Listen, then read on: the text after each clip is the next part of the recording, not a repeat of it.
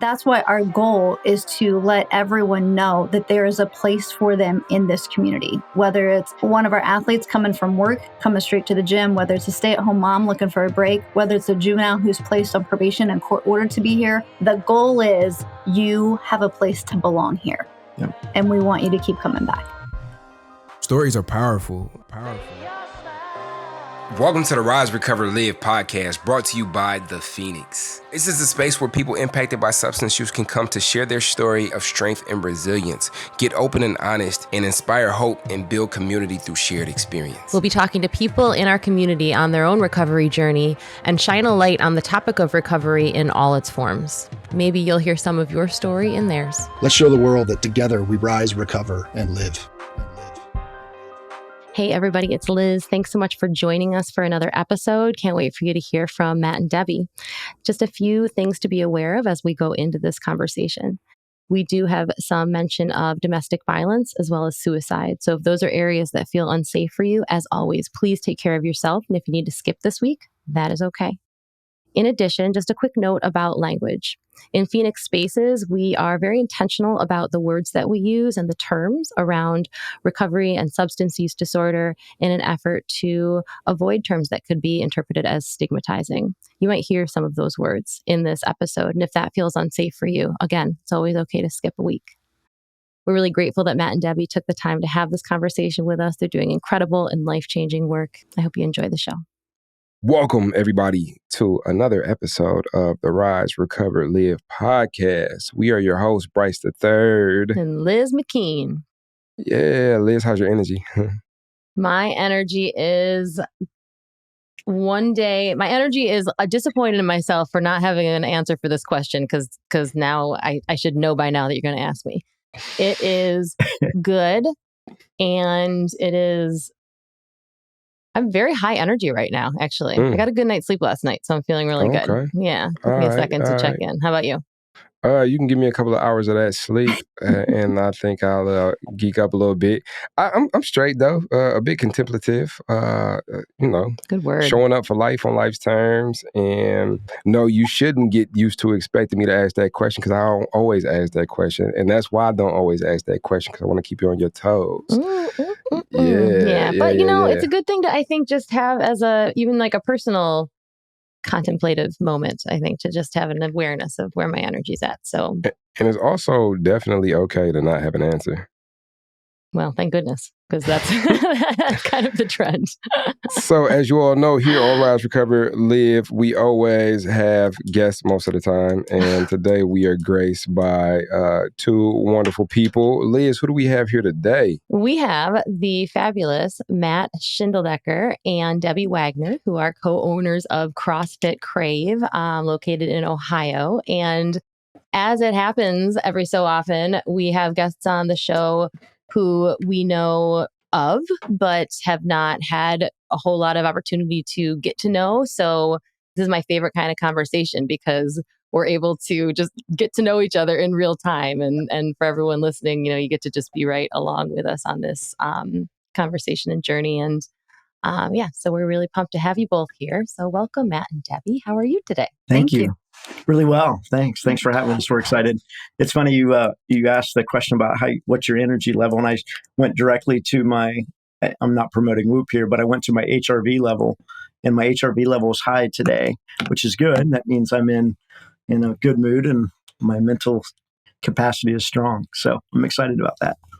Awesome. What's HRV? So I was definitely going to say, please fill me in. Yeah. So you operate in either a parasympathetic or a sympathetic mindset every day, right?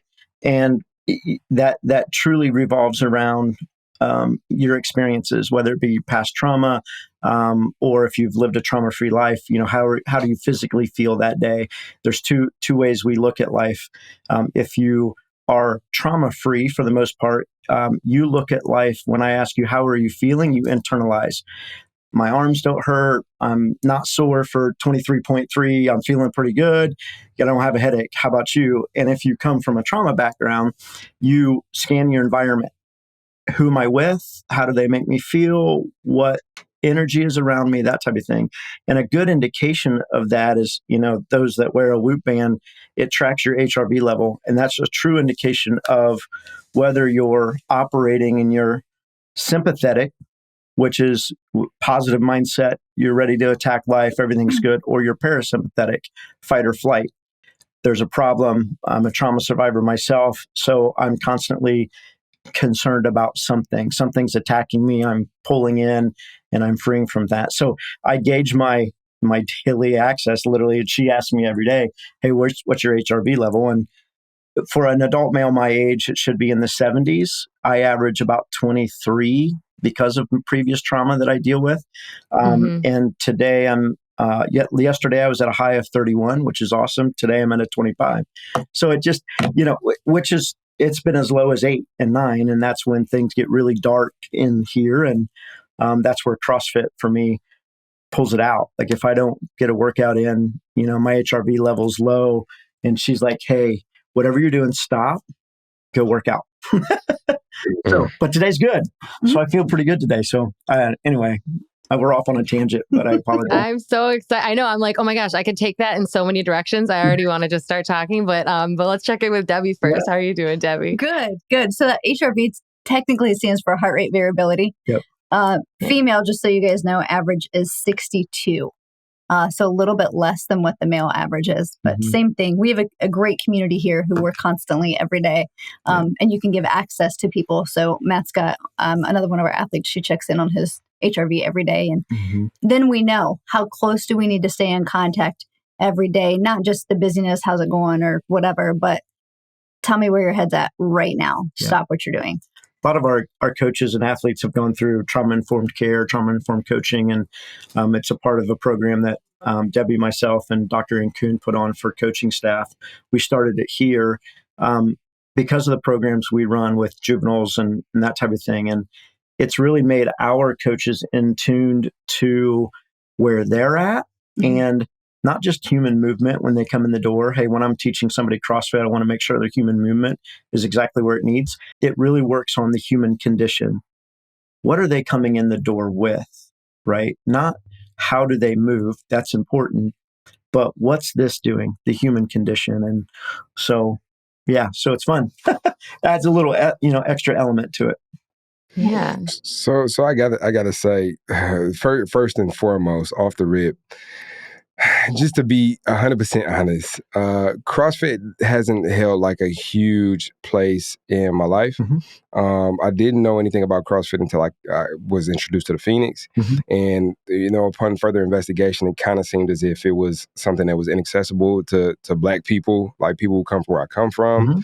And then even beyond that, and now that I'm surrounded by like CrossFit stuff, I still don't get super excited about it because I'm emotionally oriented. Like I'm more of a energetic, like a spiritual, and I haven't been able to make that connection yet in that community.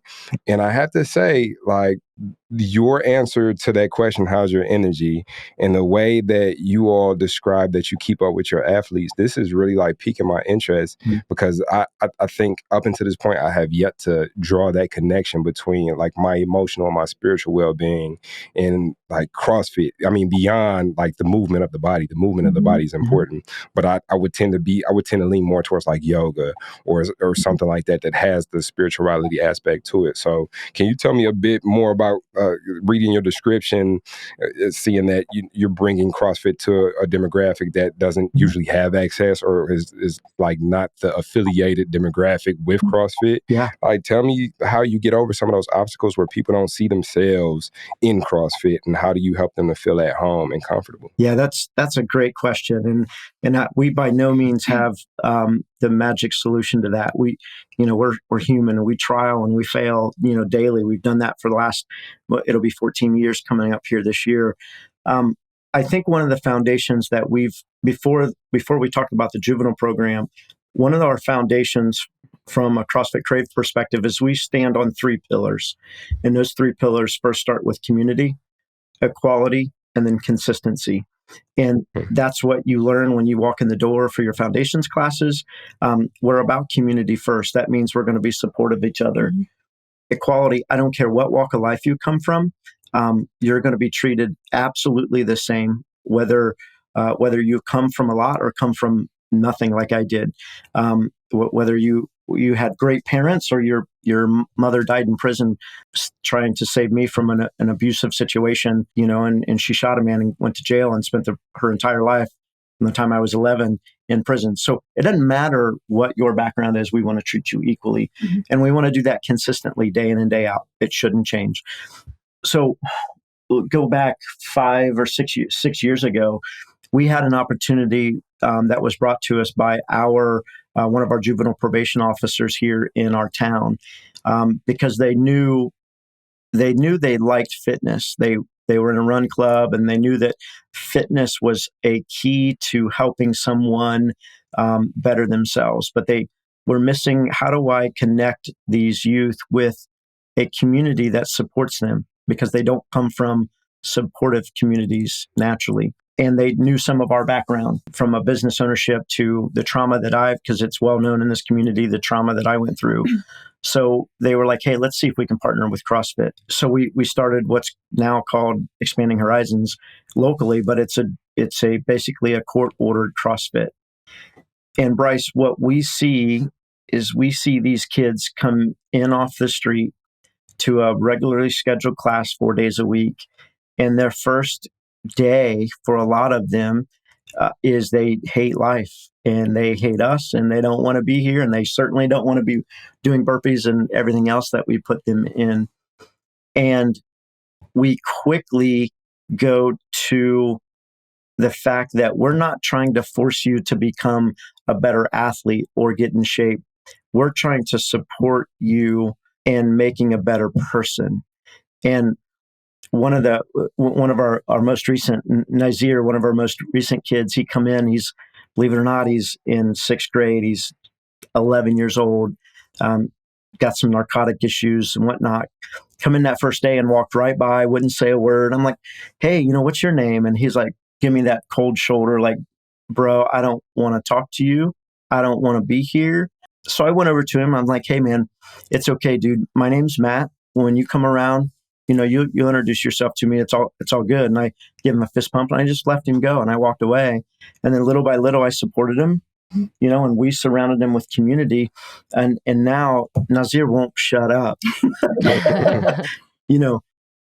but we're taking kids a lot of times off the street that they don't have a place to belong. Their family, right, wrong, or indifferent, is not supportive. We've got family members that are in jail themselves, or drug addicts, or gone, or whatever it is, and they don't know any better. And that's, as adults, I think we forget that our upbringing drives really who we are today. And when you don't have that solid foundation, they don't know any better. They don't know any different. If they come from an abusive family, they're going to expect to be abused or be abusive themselves. And what we're trying to do is we're trying to change that generational mindset through CrossFit, because we're surrounding them with community and friendship. And it's sometimes the first time these kids have ever heard the words, hey, you did a great job today. Mm-hmm. They may have never heard that ever. Yeah. And they're sitting back going, oh, I did that? Yeah, you did that. Mm-hmm. You did a great job. So that's, I don't know. I don't know where we're going, but that's we're going wherever the conversation leads us. Yeah. Well, and clearly this is really close to your heart, Matt, like, because you just touched really briefly on some of the trauma that you experienced. And I mean, I'd love to hear more about like how you got to this point, like how you found this, how you got to this work, how you found this community that, is so specifically checking in with you every day, and then pointing you towards the thing that they know is going to be supportive when you are having a day that's harder. Yeah. So yeah, how did you get here? So we're talking to you about this right now. Yeah. So I think for me, and I'll let Debbie tell her story because her story is different than mine, but just as powerful. Mm-hmm. Growing up, I had a lot of things go wrong with me. Abused as a child. My mother tried to take care of that and shot an individual. In living through that kind of firsthand, she went to prison. So I spent the majority of my younger years, let's say 8 years old through 18, trying to come out of, trying to use every excuse not to be that person, not to be that kid. So alcohol, drugs, partying, living that lifestyle kind of consumed me all the way into my first marriage, where my first marriage was just, it was built on a lifestyle that's just not sustainable. So at 24, I was divorced. 25, I was divorced, 2 kids. And, I didn't know where to go. I didn't know what to do. I lived in a bottle. How quickly could I drink? I had a very productive life from a work perspective, but after work, it was like, okay, how fast can I get drunk? And because I needed that to drown out what now I know is all the trauma that I've lived with for, that time in my life. And then when I was 32 or 33, I was introduced to CrossFit, maybe 35, introduced to CrossFit. And it was the first time in my life that I could walk into a facility and not be looked at as, here comes that guy. Here comes the party guy. Be careful because he's always drunk. Or, here comes, whatever you want to say. Here comes that guy. And it was the first time I walked into the building and I didn't have that, and I was super fortunate, for it. And that's changed my life. And that's given us the ability to give back, to the kids that we have. But I've learned a lot because through the mental part of what CrossFit has done for me and the trauma-informed care that we now coach other coaches to understand is, I'm maybe no different than a lot of people. My trauma is different than Debbie's, but Debbie deals with the same stuff that I do. Yeah. Not good enough, that imposter syndrome, all of those types of things. And a lot of people, I think, deal with that too. Yeah, definitely. And you're taking that outside of your own facility. Like, I know you're doing trainings on a much bigger scale now. It's cool because from what I've heard, it's not required, right? Like CrossFit affiliates have the opportunity to bring this trauma informed training into their facilities, but they don't have to, which means that's a kind of indication to me that the world is shifting, into the kind of place that I want to live in, where people are like, oh yeah, I don't know how to do this, but you do. And I want to learn, like, how can I better support my community? How can I make this, CrossFit, I feel like, has changed people's lives similarly the way that, yoga has changed my life. Then it's hard, I think, if you're not in that world, or if you have the kind of, when I go to teach someone yoga who has never done yoga before, they're just like, yeah, I've seen those Instagram pictures. Like, no, this is not for me. I'm not putting on tights, That's right.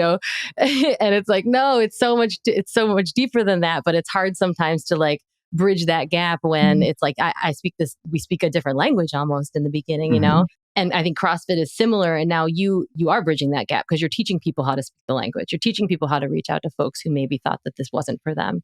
And for the folks who are in the gyms already, but maybe don't know that this could be a deeper part of their healing, beyond just like the weightlifting. So what kind of response are you getting from getting that information out there? Like how are people receiving it? Yeah, we're really well. And I'll let Debbie Love is so passionate about talking about this. One of the things I wanted to add to your point there is, because we own CrossFit, right? We think CrossFit first, but realistically, if you're, in my opinion, if you're have the heart to lead others, be a coach in any form or fashion, then there's probably a reason for that, whether you realize it or not. And when we talk about trauma-informed care, trauma-informed coaching, it's really for anyone that is in front of another individual, whether it's yoga or Olympic weightlifting, or it could be swim and dive, whatever you're interested in, you're impacting that person, whether you know it or not, right? And we know, as a lot of times when those athletes finish with a hard workout or a good swim or a good yoga session, they're probably apt to talk to you about their problems before they take it home. Or before they talk to a coworker or a boss, because they just had an experience with you that you led them through that was difficult from them, but you were there for them. No different than a CrossFit coach leading, an athlete through. And I think if you're in that position, then you should have the skills necessary to work through someone that's come from a background of trauma and how to diffuse that. You don't have to be a clinician. That's not what we're teaching. No. We're just teaching you maybe how to answer some questions that you may be asked or navigate conversations like we've had to navigate about, I don't feel like I belong in this world, and self-harm is evident. And how do I approach that? How do I talk through that suicide conversation? Because shying away from it is not the answer. And how do we approach that?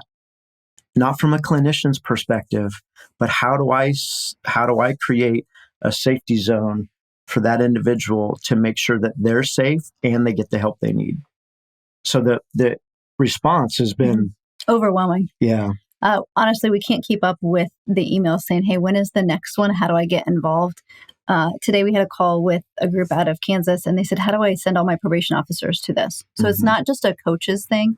I think one of possibly the only benefit that came out of COVID was the realization to the world of the importance of relationships. Isolation is deadly in so many ways. And to me, that's one of the greatest gifts that we took out of this is we need to pay attention to the relationships we're having and the ones we're not. Why are we not having relationships with specific people? And so for me, I have a background in education. So coming out of the education field and through my own healing from my trauma in the past, I now take those experiences just like everybody. I go into the trauma training, and we've done the trauma training a number of times, and every single time we do it, I come away with something different from it. But now when I go to the store and I'm getting groceries and I make eye contact with somebody and she gives me her best RBF and I'm like, man, what's wrong with her? Have I ever stopped to think she's doing everything she can to hold it together because she just left her husband beating her to get to the store? As humans, we don't do that. We're quick to be like, oh, I ran into so-and-so and she's so mad and she's a horrible person and whatever. And we don't give people the benefit of the doubt. Therefore, we don't open our community to them. And so when Bryce was talking about, coming into CrossFit, and honestly, Bryce, I tried to walk out the first day. I walked into our gym and I took a look at the girl who was there at the time she was the owner at the time. And I looked at her and I was like, that body's not airbrushed. I don't belong here. And I turned around to walk out, but she saw me and introduced herself. And I couldn't leave then. And for me, it was somebody knew my name. I couldn't have been more out of my comfort zone, but somebody knew my name. And that's why our goal is to let everyone know that there is a place for them in this community, whether it's one of our athletes coming from work, coming straight to the gym, whether it's a stay-at-home mom looking for a break, whether it's a juvenile who's placed on probation and court ordered to be here, or whether it's an addict who is invited by somebody else to get here. The goal is you have a place to belong here. And we want you to keep coming back. I just definitely can relate to the importance of community. I know those moments of looking around and realizing like, oh, like these are my people. Like those moments, as I think back in my life, how many of those I've had, like those were always like, oh, I'm not alone. And the deepest, hardest adversity that I can experience, I mean, I still got to show up for that adversity. I still got to learn how to cultivate tools to be able to show up and exert strength through these adversity. But when I have a community that I can tap in with, and a lot of times when I have a community that I can tap in with and we have a shared interest. So if we're talking like CrossFit, or for me it's music, or whatever the outlet is, like there's a shared interest. So there's like a cathartic nature to what we're sitting here doing, but we all can relate and we all can get together, and I'm not alone. Like that's life changing. That's life changing. And there's comfort zones, like how you said, how you started to walk out. Like there's comfort zones and barriers that can be restrictive and disallow me from even finding out that these environments exist. And I think that's where like this trauma-informed nature of creating these spaces like is very, very important. I heard somebody similarly, I couldn't tell you exactly what the organization was, but their efforts were to show up to barbershops and have barbers be trauma informed, because like for Black people, the closest thing to a therapist that we may have is our barber, right? And so to not be a professional, but at least to have somebody who, when those conversations, like Matt, like how you spoke on those conversations, were like, look, I don't know how I'm gonna keep doing this, and I might be considering this, that, you know, we don't like, oh, whoa, you don't talk about that here. It's like there's always a safe space, because you never know who can be affected by that one conversation and that one interaction. That's right. Exactly. Yeah, you're absolutely right. We recently heard a saying, it was told to us at another affiliate. It said, the child who is not embraced by its village will burn it down to feel its warmth. And it rocks us. And you know, that for a lot of people, speaking for our juvenile probation kids, a lot of them, they're crying for help and they don't feel heard. So they take the next step. And if they still don't feel heard, they take a louder step and a louder step until someone finally hears them. And in this case, it's the court system who says, you have to be there. You have to go to CrossFit. And for us, like Matt said, the goal isn't fitness. The goal is you as a human being. And so just because this is your bubble today that you're raised in, we want you to see that you have a choice here of all of these things that you can choose to live in. You may not get there today, but let's take one step to get there. And that might mean it's different for everybody. For some of these kids, it's, I'm going to go home and I'm going to do my homework tonight so that I can be one step closer to a feeling of accomplishment in school, just like I had here at the gym. Yeah, you get a taste of it. You get a taste of that, like maybe, you know, this feeling of like, I feel like you probably don't even have a name for it when it first happens, but it's a spark of like, you know, worthness, like within yourself, you know? Yeah. There's so much that you said that I just love so much. And I think one of the things that you said early on, maybe most of all, where you said you screw it up every single day, you know, and then just try again, because I think that's part of the fear, you know, when someone does come, you know, say, maybe I want to hurt myself, you know, and we're so afraid of that. And I think we're afraid of that because that's just a scary thing, you know, and it's terrifying to think of like someone, especially someone right in front of us, that it's like, I care about you just because you are existing here in my space. But then especially because it makes it real in considering, you know, ourselves and our other people that are in our lives. And it's scary to think like, what if I say the wrong thing? What if I do the wrong thing? You know, I know as someone who has experienced substance use disorder, that's something that my families come to us and say all the time, like, what do I say? What do I do? Am I causing this? Am I making this worse?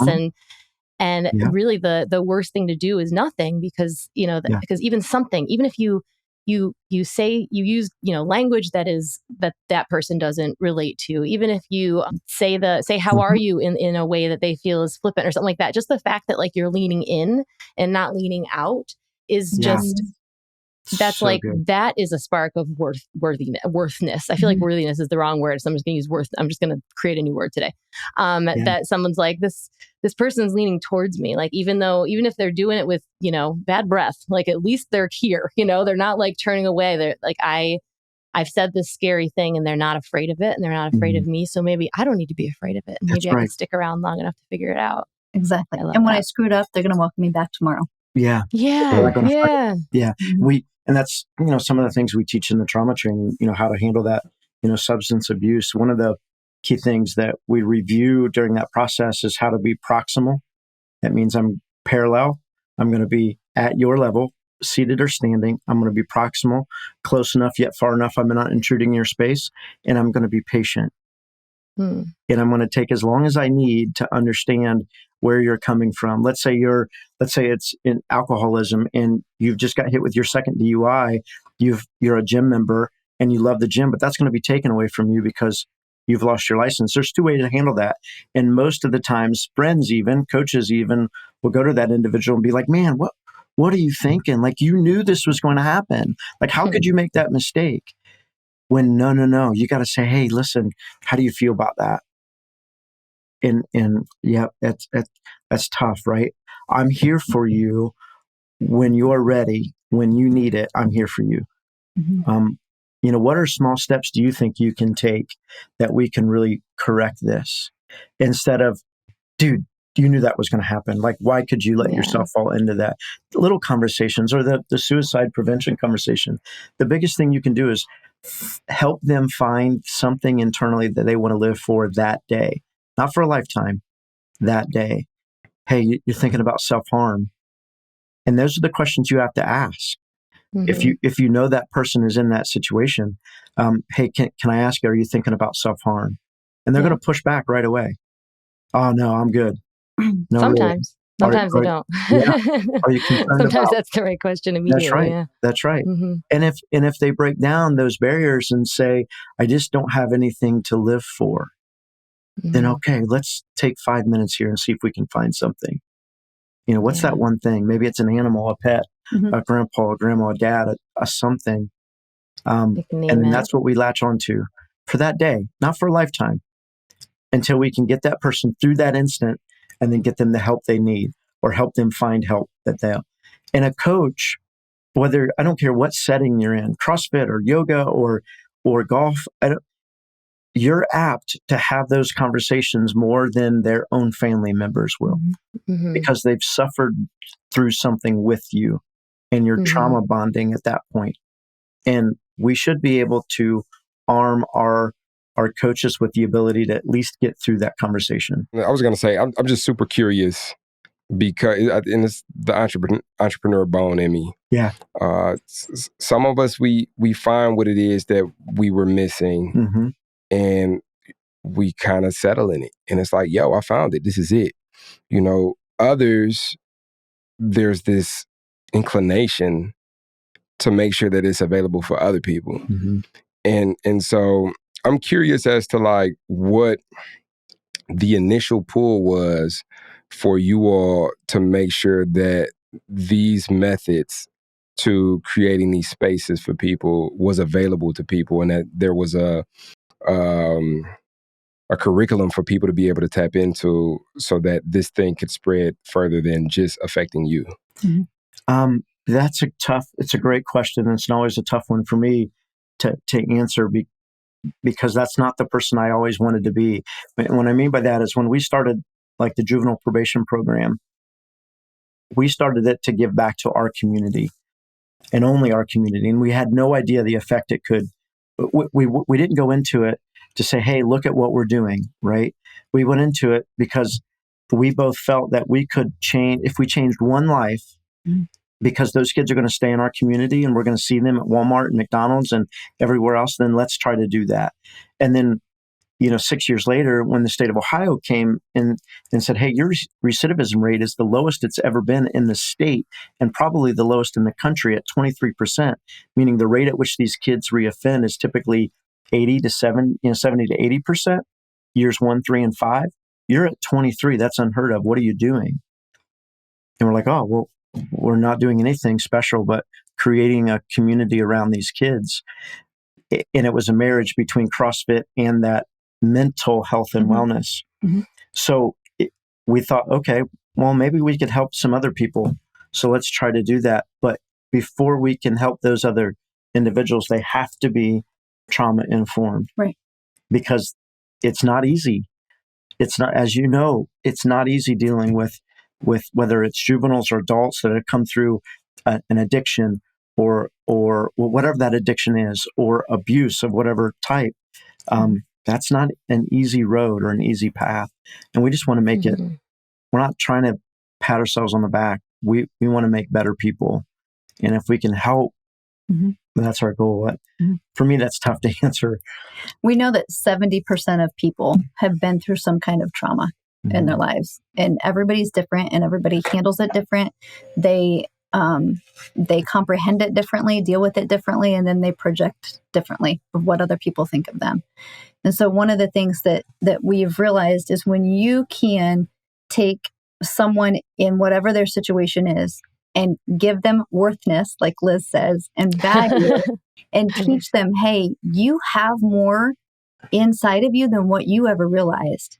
And you can affect me just as much as I affect you. I don't know, somewhere along the line, somebody said, what have these kids taught you? Like, they are my heroes. Hands down, they are my heroes. I didn't need any think time for that. because looking at what they come through day after day after day, I don't care if they're ever on the honor roll. They get up, they get dressed, and they do the dang thing day after day after day. Mm-hmm. And if we can teach them that success of you getting up, getting dressed, and showing up today gives you the advantage to do one more step tomorrow and one more step. And what that we've found that's doing is it's breaking generational curses and then changing generations to come. Because we see these kids go home, they're not reoffending like they used to. They have completely different relationships with their teachers at school, with their coaches, employers, and family members. And so now it's changing them to come. It's making them better parents as they get older. We've watched our graduates from our probation program now having children who are parenting. That was never something, I mean, they're figuring it out as they go along because they were never parented, right? But we've also seen our kids go home to their parents and now say to their parent who's a former addict, I want a relationship with you. And so now they are adding value to their parent's life because the parent now has something to live for because of what the kid's doing. Yeah, that's the reward. If there's a reward, that's it. There, and I'll finish with this story quick. There was one of our female athletes. She was in our probation program, had a problem with a lot of things. There was abuse and a lot of things in her past, but her mother was also an addict for years, spent a lot of time in prison. And she started to become one of our athletes as well. So now we have mother and daughter in the same class.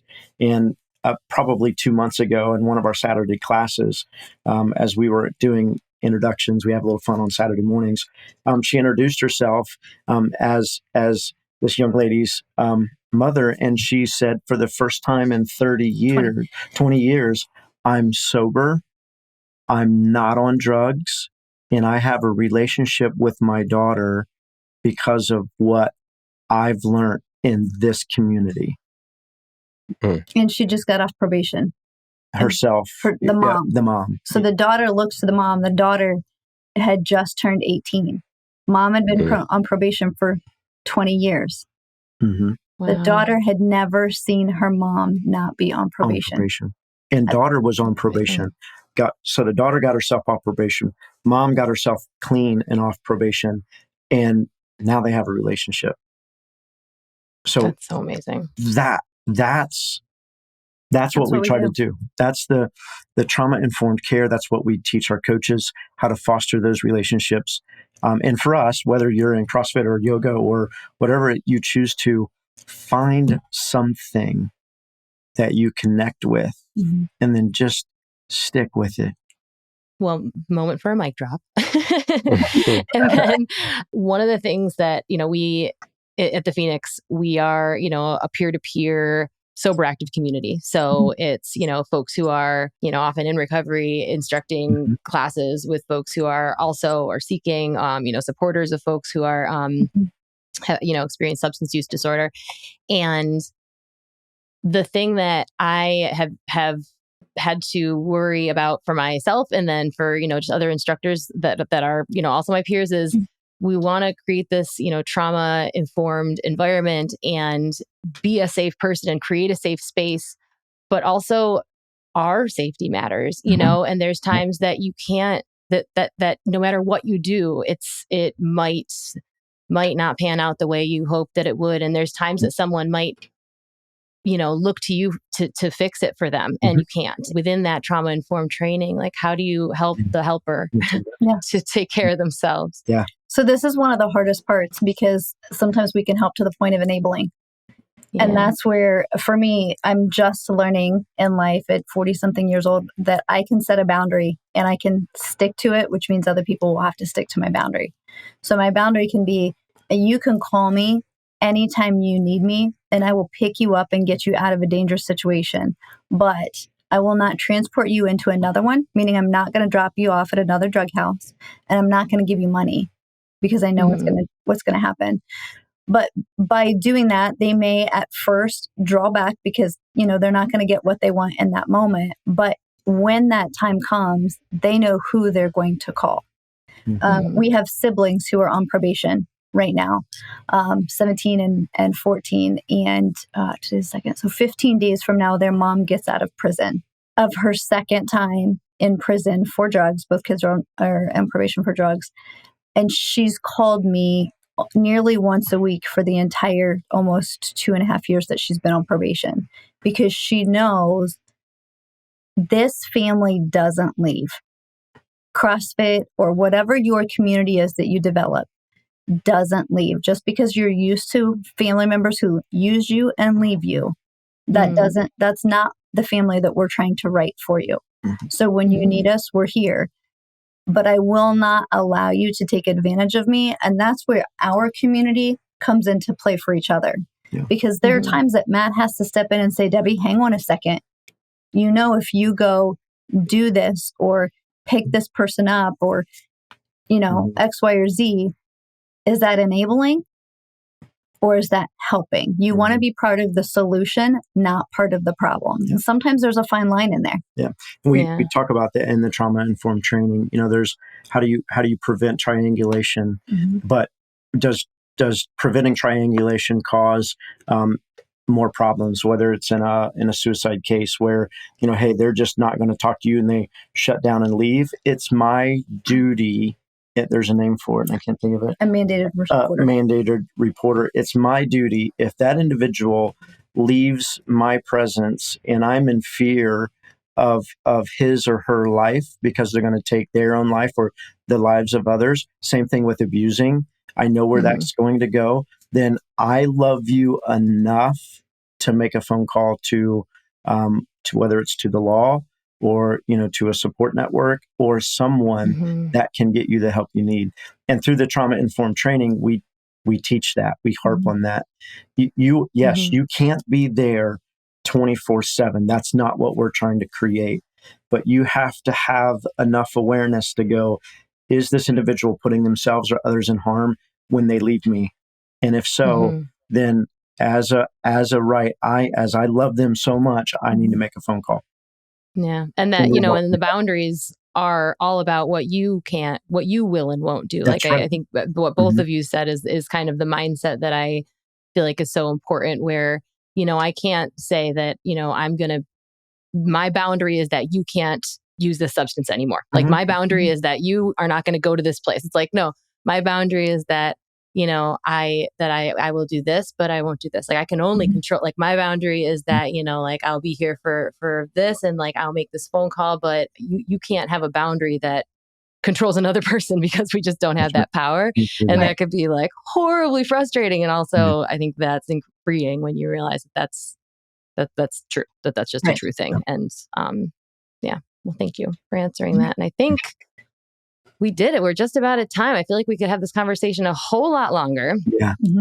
But we appreciate you both taking the time and being here and everything that you do. And we'll put, links in the show notes for folks to be able to connect with you in the work that you do. But is there anything that you'd like to verbally say that people could seek out if they wanted to learn more?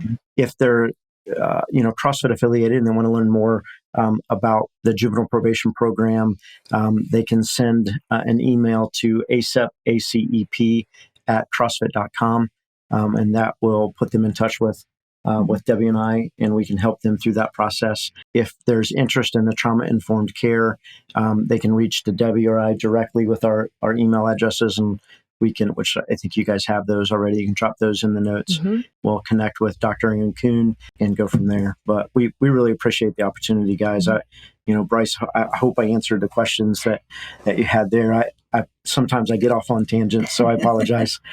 See, one thing about the Rise, Recover, Live podcast is we love tangents because we end up in places we could never have imagined that we end up at. So no, you definitely did the questions justice, and Matt and Debbie, I am overwhelmed with gratitude that you showed up to the show, as well as for the work that you're doing in the community and beyond, and sending you energy to continue to develop an understanding of how the community can use the resources that you're providing. And I'm glad to be in, and I'm glad to be building with you. Appreciate Thank it. you.